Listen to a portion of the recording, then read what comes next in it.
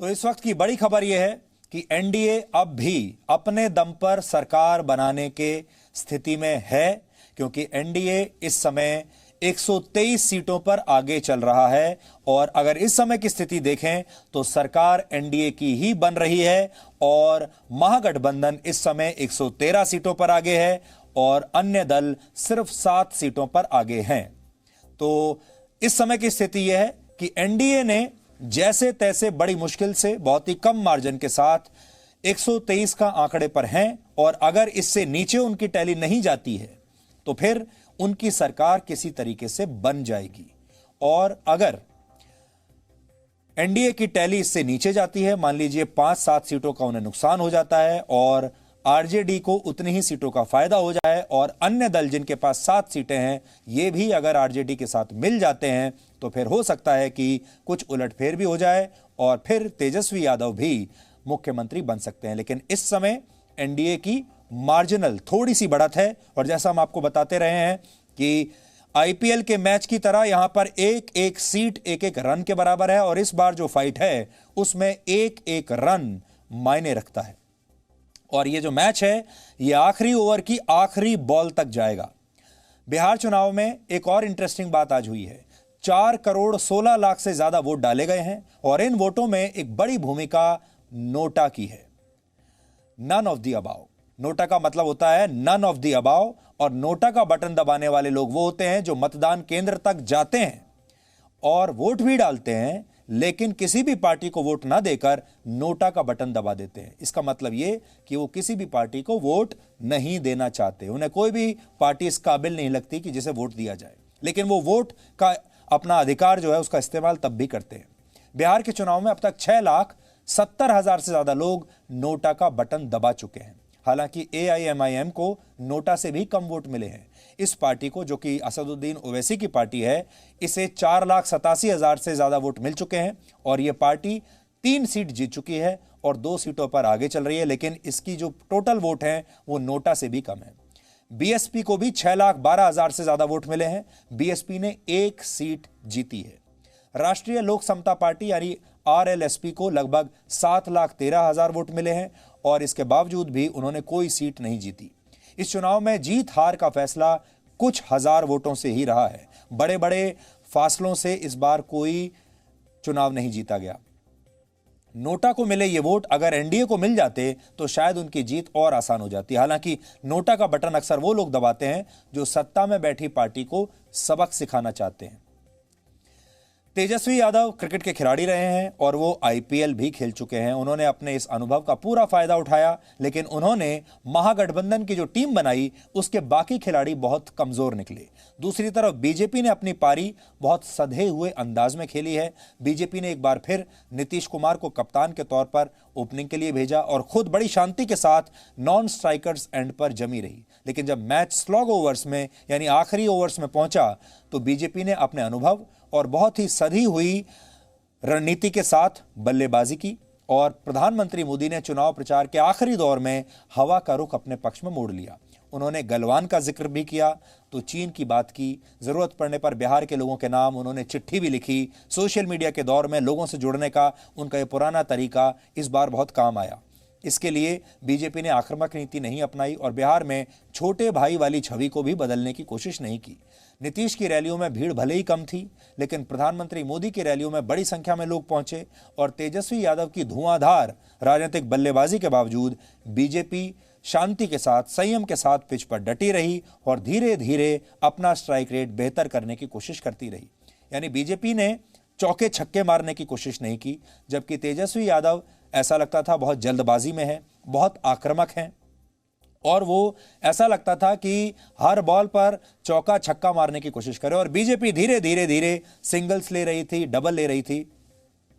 इसे आप बीजेपी की क्लिनिकल अप्रोच कह सकते हैं। और अब चुनाव आयोग की एक प्रेस कॉन्फ्रेंस अभी अभी शुरू हुई है, हम सीधे आपको लेकर चलते हैं। काफी संख्या में अंतिम नतीजे प्राप्त हो गए हैं। बचे हुए विधानसभा निर्वाचन क्षेत्रों के लिए अंतिम कुछ ही चरणों का मतदान कार्य शेष रह गया, जिससे त्वरित गति से किया जा रहा है।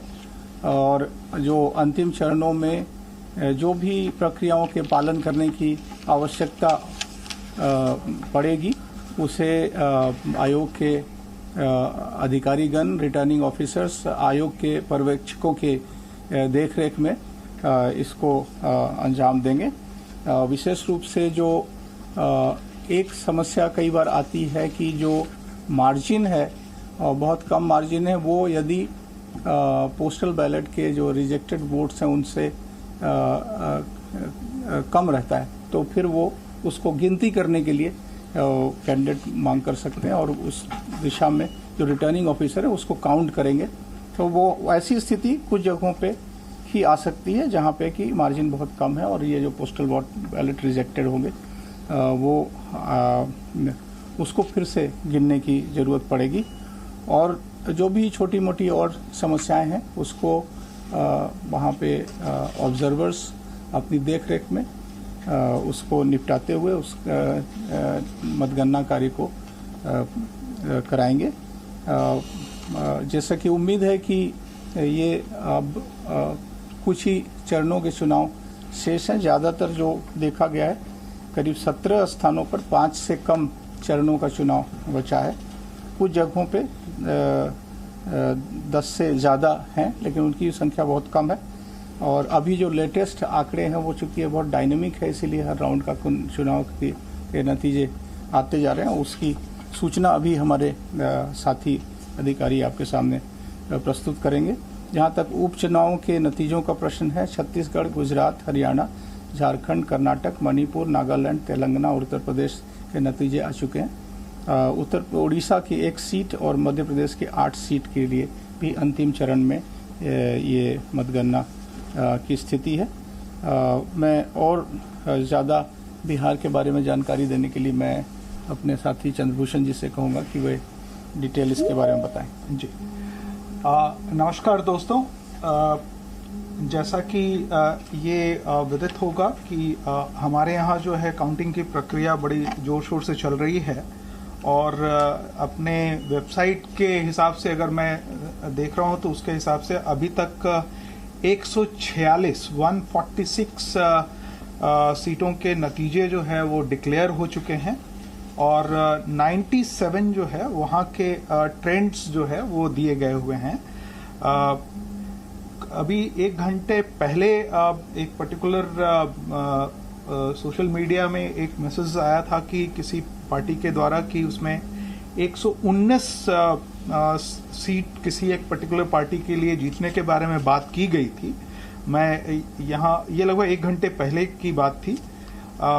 आप हमारा वेबसाइट पब्लिक डोमेन में है और आप सभी अच्छे तरीके से उसको बार बार देख भी रहे होंगे और आप समझ रहे होंगे इसमें कि जो जीत जो है वो अभी जो दिखाई जा रही है वो कुल 146 है, कुल 243 सीटों में और 97 सीटों में रुझान जो है वो दिखाए हुए हैं और ये फैक्चुअल सिचुएशन है उस चीज़ को लेकर के। जो रीकाउंट की बात या जो बात कहीं कहीं आ रही है उसमें सिर्फ इतना है, मैं आपको कमीशन का 18 मई 2019 का एक इंस्ट्रक्शन है, उसकी लाइन मैं पढ़ के एक बार सुना देता हूं। Where the margin of victory is less than the number of postal ballot papers rejected as invalid at the time of counting, all the rejected postal ballot papers shall be mandatorily, I repeat, mandatorily re-verified by the returning officer before declaration of result. Whenever such re-verification is done, the entire proceeding should be videographed as per instructions of commission. तो चुनाव आयोग की press conference अभी आपने ये देख ली और इसमें जो सबसे बड़ी बात चुनाव आयोग ने कही है वो ये कही है कि आरजेडी ने अब से थोड़ी देर पहले जो आरोप लगाया था कि चुनावों में धांधली हो गई है और उन्होंने ये कहा था कि महागठबंधन के 119 उम्मीदवार जीत चुके हैं। रिटर्निंग ऑफिसर्स ने उन्हें जीत की बधाई भी दे दी थी लेकिन अब सर्टिफिकेट नहीं दे रहे हैं रिटर्निंग ऑफिसर। और उनका यह भी कहना था कि इलेक्शन कमीशन के वेबसाइट पर भी वो 119 लोगों की सूची दिखाई गई है, ये कहते हुए कि ये लोग जीत गए हैं।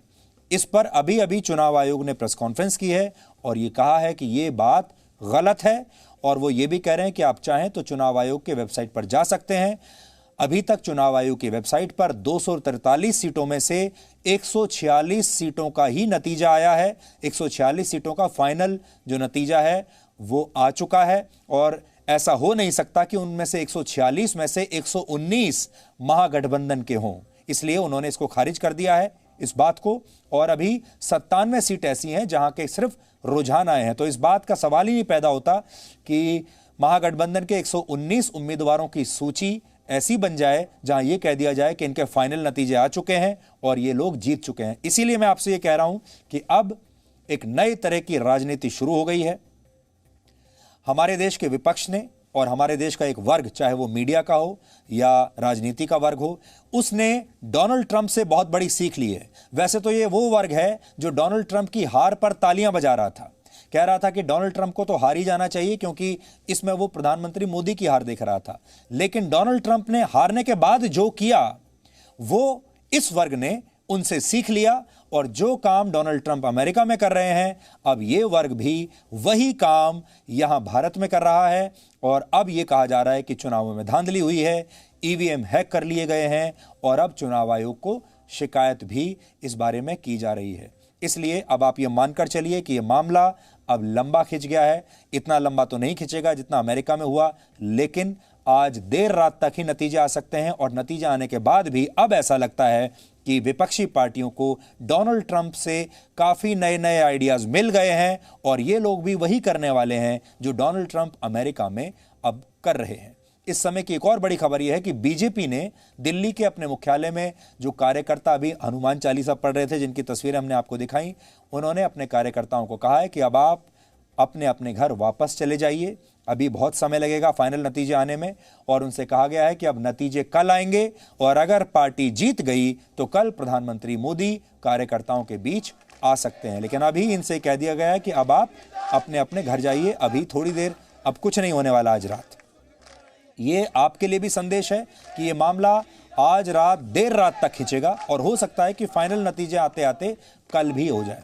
इस बात से अगर आप सहमत होंगे कि प्रधानमंत्री नरेंद्र मोदी आज के जो नतीजे आए हैं उससे यह साबित होता है कि वो अब भी देश के सबसे लोकप्रिय नेता हैं, और जो एक टर्निंग पॉइंट था बिहार के चुनाव में, जो हार और जीत के बीच में था, खड़ा हुआ था, वो है प्रधानमंत्री मोदी।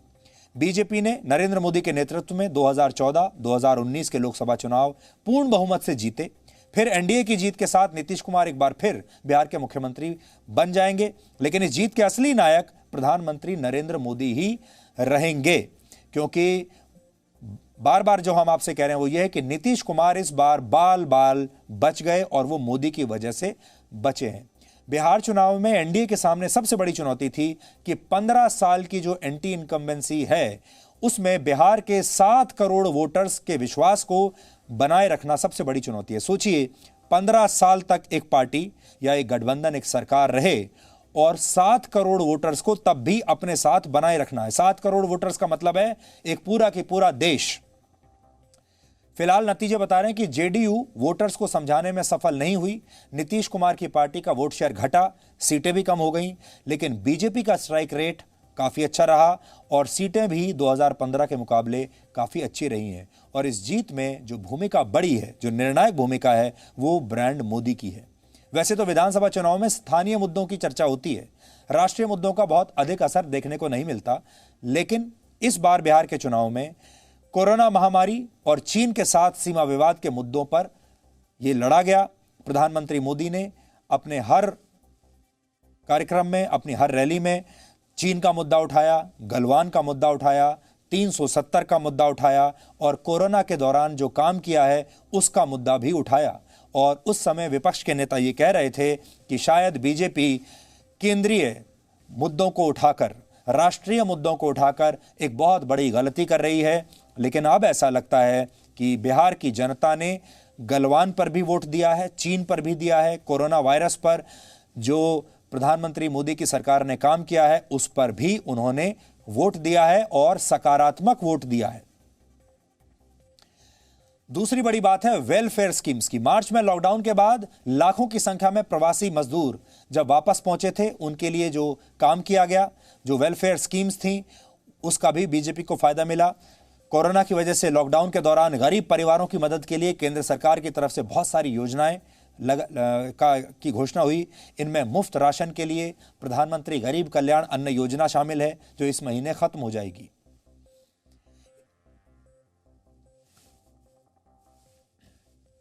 ये सारी योजनाएं आपकी स्क्रीन पर हैं। देखिए, जो गेम चेंजर थी, उज्ज्वला योजना थी, किसानों को 2,000 रुपए की किश्त वक्त से पहले मिल गई। ये एक बहुत बड़ी बात थी। किसानों को सीधे उनके बैंक खातों में पैसा भेज दिया गया। ये सारी योजनाएं ऐसी हैं जिससे बीजेपी को फायदा मिला है। बिहार के चुनावी नतीजे अपने आप में ऐतिहासिक हैं और आने वाले समय में ये याद किए जाएंगे, और इसका विश्लेषण हम लगातार जी न्यूज़ पर जारी रखेंगे। आज रात भी आप देर रात तक ये विश्लेषण लाइव देख पाएंगे, क्योंकि नतीजे आज देर रात तक ही आएंगे। ये विश्लेषण थोड़ा लंबा था, इसलिए समय की कमी की वजह से आज हम आपको आज का इतिहास नहीं दिखा पा रहे हैं, लेकिन कल हम आपके लिए फाइनल नतीजों के हर पहलू का विश्लेषण जरूर करेंगे। इसलिए डीएनए में आज इतना ही। अब आपसे हमारी मुलाकात होगी कल रात 9 बजे। तब तक आप खुश रहिए, सुरक्षित रहिए, स्वस्थ रहिए।